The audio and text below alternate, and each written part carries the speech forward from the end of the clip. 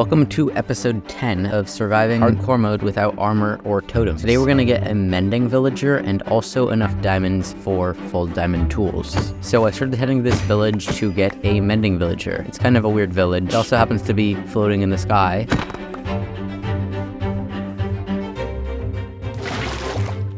And after blocking them inside, I can keep breaking and placing this, I forget what it's called, lectern, to look for a mending enchantment. But then I realized that I actually should not have been doing this yet, because I don't have enough emeralds to pay for a mending trade, even if the villager does get one, so then I couldn't lock the trade and it would be at risk of being lost. So I started heading back to my base to get some emeralds. If I can make a fletching table, which apparently needs some flint, I can give a villager a fletching trade and then give a bunch of sticks to them for emeralds in return.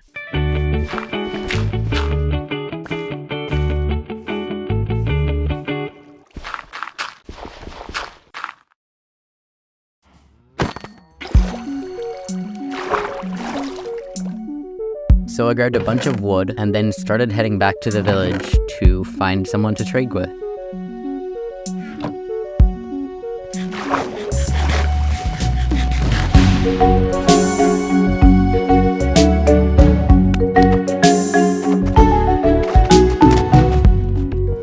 And as I was walking up the hill, I found these two villagers, which I tried to trap, but they weren't really cooperating.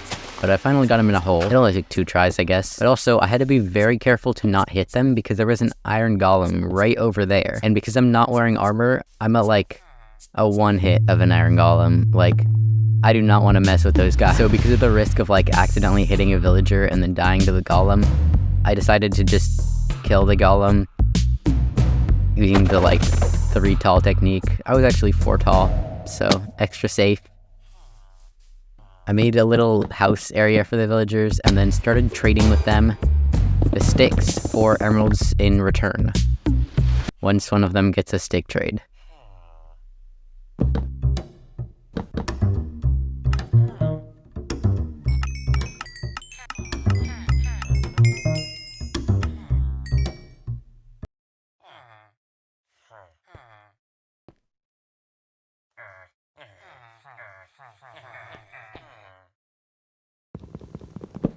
I think that 34 emeralds is definitely enough because trades for books are usually like a max of 30. So I could now let the villagers go and start looking for a mending trade. The villagers wanted to follow me. I don't know why.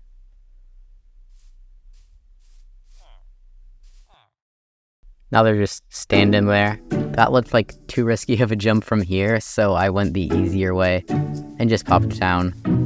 Both of the villagers were outside though, so it was going to be a bit hard to get them back inside. I mean, there's nowhere to run, so they really did not want to come inside. I don't know why.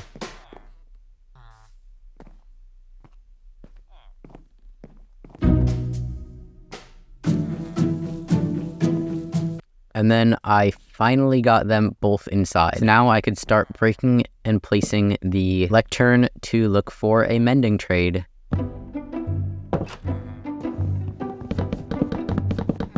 And I got one pretty quickly and even locked in the trade. I even typed in chat how surprised I was. It took less than 30 minutes into recording to get the mending trade, so that's pretty cool. Also, I was taking a bunch of screenshots because my H button is the screenshot button. I changed that pretty quickly. So now I could just leave them in here because like it's not like they're gonna go anywhere. All that they could do is jump off their island, which is exactly what I did, but into a lake.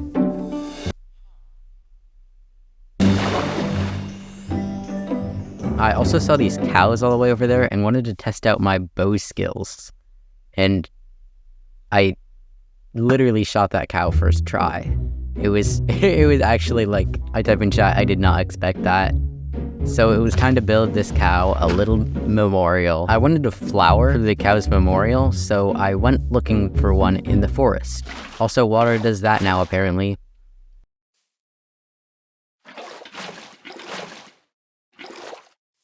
And there's an egg. Is it gonna hatch? Type your answer in the comments. It did not. And then I found some flowers. I also wanted to take the river back to where the cows were, but the river breaks up a lot.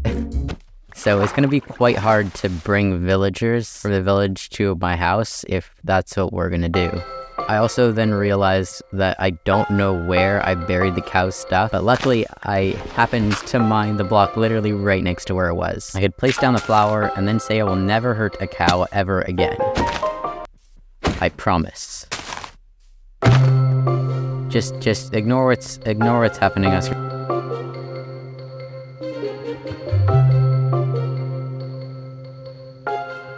This bag would not cooperate. There we go. Now it was time to go mining for a bunch of diamonds. I grabbed some wood, some cobblestone, and then also some food because I'm planning on being down there a while. And then after grabbing my bed, I could go down this elevator, which leads to my mine.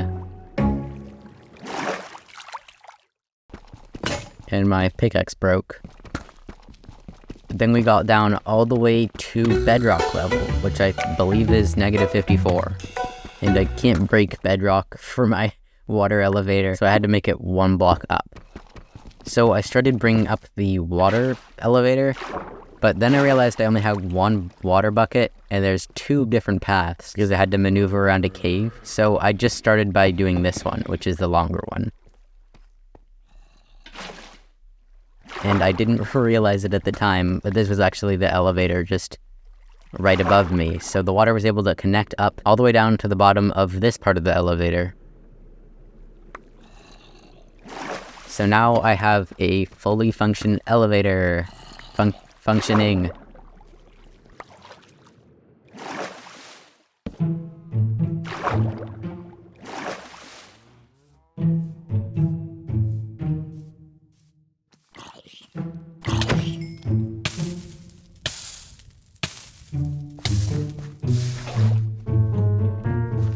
Oh, right, I forgot about this part. Apparently there was another Pillager Patrol over there. I keep finding them in like so many of the episodes. This time I have a bow, so I can use that to keep them away from me. Other times it's been like very scary, but this time was less scary. He only hit me once.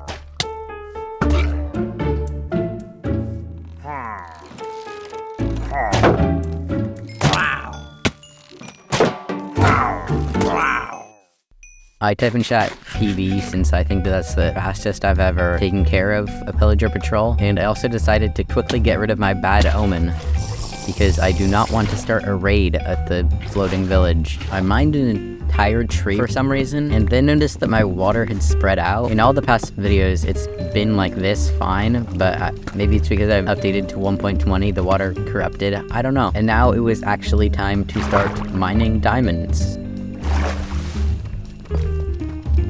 And the mine was already getting very long. I was like not finding any diamonds. It took a very long time. And then I finally found some. Since it was a 5 vein, I could make a diamond pickaxe. And I found another diamond vein pretty soon after. After not finding any diamonds for 15 chunks, am I then more likely to find 2 right away?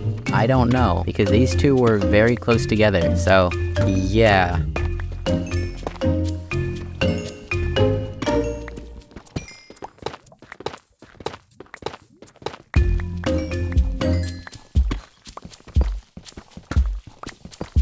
But then I went upstairs. Also, I made some trapdoors because they let me go over fences. Someone in the comments told me to use carpets, and that's a very good idea, but I think the fences just blend in more in this situation. I don't know.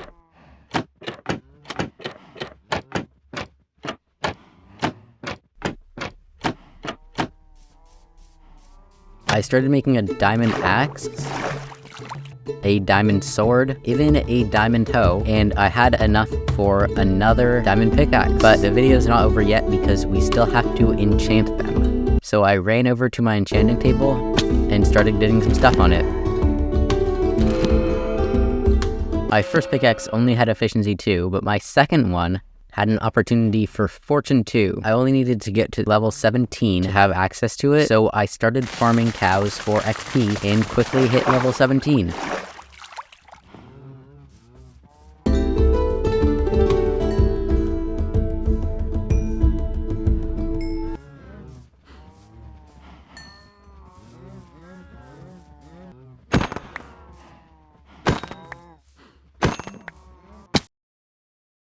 And then I got a very good pickaxe. Efficiency 3, Unbreaking 3, Fortune 2. That's like literally one of the best pickaxes in the game. So I wanted to put my mending book on it, but I do not have enough iron for an anvil. So I went down to Y16, which is best for iron, and started mining some.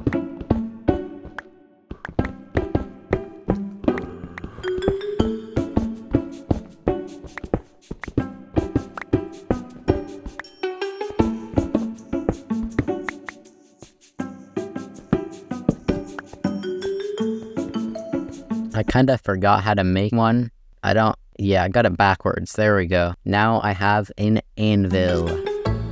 I placed it right next to my enchanting table and then added it to my good pickaxe for only 2 levels.